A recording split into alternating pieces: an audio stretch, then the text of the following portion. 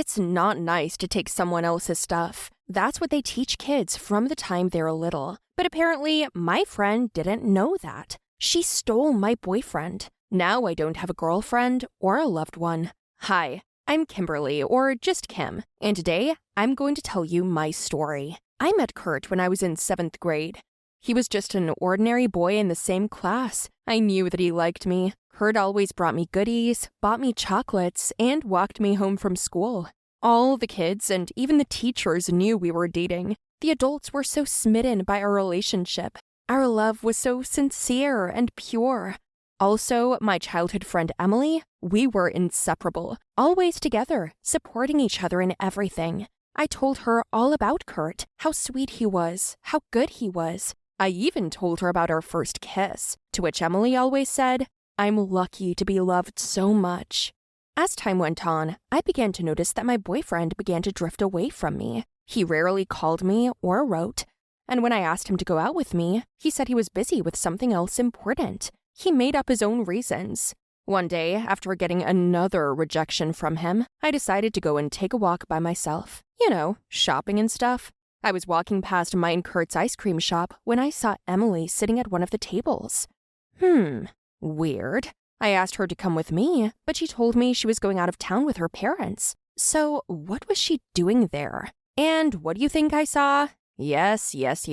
My boyfriend came up to her with ice cream in his hands, kissed her, and they started laughing. I stood there and watched the whole thing, and I just couldn't move. I felt like the sky had fallen in on me.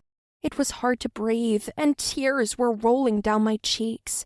I had been stupidly betrayed by the two people closest to me. How could this have happened? I don't remember how I got home. There, I locked myself in my room and didn't come out for a week. All that time, Kurt and Emily called and texted me, but I didn't want to see them. I couldn't forgive their betrayal. It hurt so much, but I started looking for reasons for what had happened, convincing myself that it was me getting it wrong. Maybe they were preparing for a surprise for me, and that's why they met up that day. Emily called me, so I decided to answer after all. "Kimmy, are you okay? You haven't returned my calls for a week." "Yes, I'm a little sick. That's why I didn't go to school." "That's strange. Your mom didn't tell me you were sick. I saw her today at the store."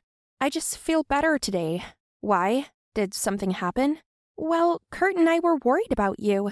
"I see. Did you guys see each other at school?" Yeah." I knew right away that my friend was hiding something from me. I even knew what. We were supposed to meet in the park, near the school. Emily was so desperate to tell me how much she'd missed me all week. I began to wonder if I'd made the right conclusion about them. I was approaching the park when I saw Emily sitting on a bench waiting for me. "Hi."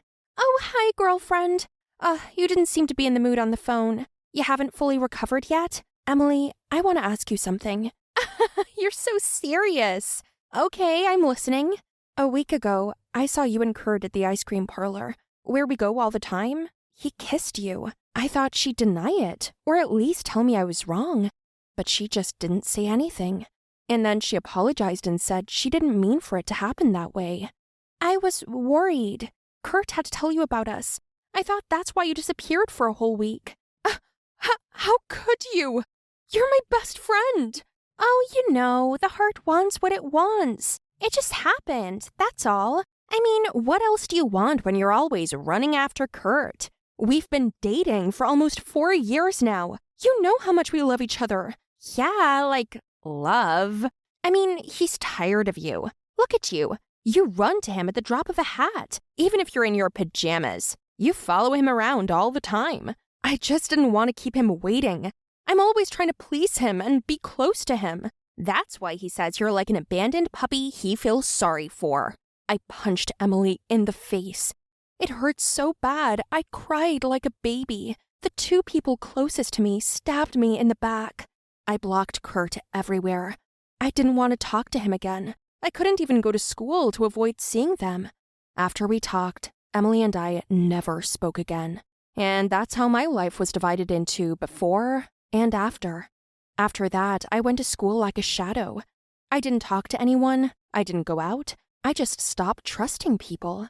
One day I was sitting in the sports stadium, looking up at the sky. As always, I was alone. I didn't notice a soccer ball coming right at me. With my luck, of course, it flew right into my forehead. Stars flashed in front of my eyes.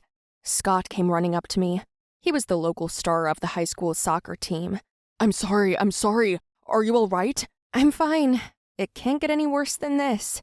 Did something happen? None of your business. Take your fucking ball and get out of here. You're a rude girl. That's no way to talk to people. Like some other guy's gonna tell me what to do with my manners. Yeah, I gave him a rude answer, but I've heard a lot about him. He's a real ladies' man. He doesn't miss a single skirt. What's he got to do with a regular girl like me? After that, Scott was always saying hello to me. Sometimes he'd sit down with me in the dining room. I never talked to him, but he still just sat next to me and ate.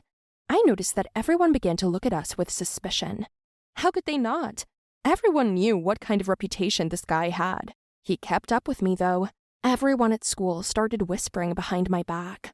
She was dating Kurt. She got over him so fast. So, Emily stole her boyfriend? Weren't they best friends? Well, Scott knows how to comfort a girl in her grief. Huh. I heard these whispers all the time. It seemed like nothing else was interesting at school except discussing me. From all these thoughts and experiences, I ran away to the woods, not far from the school. The silence was healing for me. Walking between the trees, I noticed Scott under one of them.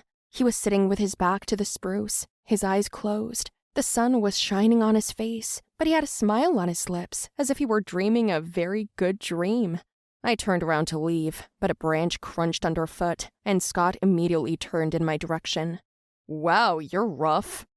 I didn't expect to see you here. Or are you looking for me? You wish. I was just out for a walk. Nah, you don't just come in here. Or maybe you're smoking. Of course not. What are you doing here? I like to come here.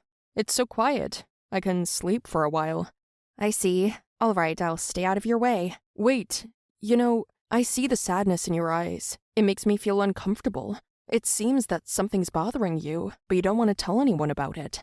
That's right. I don't want to tell anyone. Do you get the hint? The next day, Scott came up to me in the hallway of the school and started cracking jokes again. I tried to stay away from him, but he stuck to me like glue. So he walked with me to class. At the entrance, he waved at me and said he'd wait for me after school in the yard to go for a walk in the forest. Ugh, what a cheeky man he was. Suddenly, Kurt spoke to me. Kim, you shouldn't hang out with Scott. Everyone knows what he wants from girls. What's it to you? Go to hell, Kurt. You're my ex-girlfriend. I'm worried. Go worry about Emily and leave me alone. Even if I date Scott, it's none of your business anymore. I was so pissed off about this. Was I his property, or was he feeling sorry for me again? I saw Emily throw lightning bolts out of her eyes when Kurt approached me. I'd heard rumors that things weren't going well. There was thunder in the lovebirds' paradise. I decided to piss Kurt off. I went out to Scott's yard on purpose. He was already waiting for me, but he was obviously surprised that I was actually there. He took me by the hand and led me into the woods. Kim, I'm serious. You need to talk. How do you know my name? And what makes you think I'm going to tell you? I've been watching you for a long time. And besides, it's better to tell a stranger than close people. I don't even trust the closest people to me, and I certainly don't trust you. Look, our school isn't that big, and rumors spread really quickly. Why are you asking me then? Are you interested in the details? Or do you take pleasure in other people's misery? You're awful. Kim, I've liked you for a long time, and I didn't come on to you because you were with that jerk. I don't want you to suffer because of him. I was speechless. A guy like Scott couldn't pay attention to me, but it was good for me. A good way to piss off Kurt. So I didn't push Scott away, but I decided not to let him get too close. We started talking a lot. We called and texted all the time. We often went for walks. It turned out that this guy was not at all what they say he is. He turned out to be a good man, kind and understanding. One day, Kurt came up to me, pulled my arm, and started growling at me angrily, through his teeth. He said I was being irresponsible, that there were already horrible rumors about me. His eyes sparkled like a beast's, and he squeezed my hand tighter and tighter. Kurt, go to Emily. What's going on in my life is none of your business. Kim, you're being an idiot. He's just taking advantage of you, that's all. Even if he does, it's not your problem. I'm not going to let him have you. Emily is not you. I want to be with you. For 4 whole years, I've been a fool. I love you. And then, from nowhere, Scott showed up. He grabbed Kurt by the scruff of the neck and started shaking him as hard as he could. You have no right to ask for forgiveness. You're not worthy of her. You, the one she loved so much, hurt her deeply. And you dare to go near her now? I'd never seen Scott so angry or Kurt so scared. I ran up to the guys and tried to pull them apart.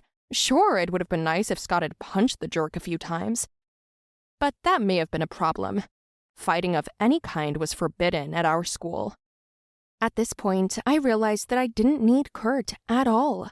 Scott, someone I liked, someone who could protect me and wouldn't betray me. And it's not worth getting your hands dirty with that insignificant ex. Scott, I'll go out with you. I like you too. Scott turned to me, hugged me, and told me that he was now the luckiest high school boy in the world. Tell me guys, did you like my story? Write your opinion about it in the comments below the video. Don't forget to like it, share the video with your friends, and subscribe to the channel.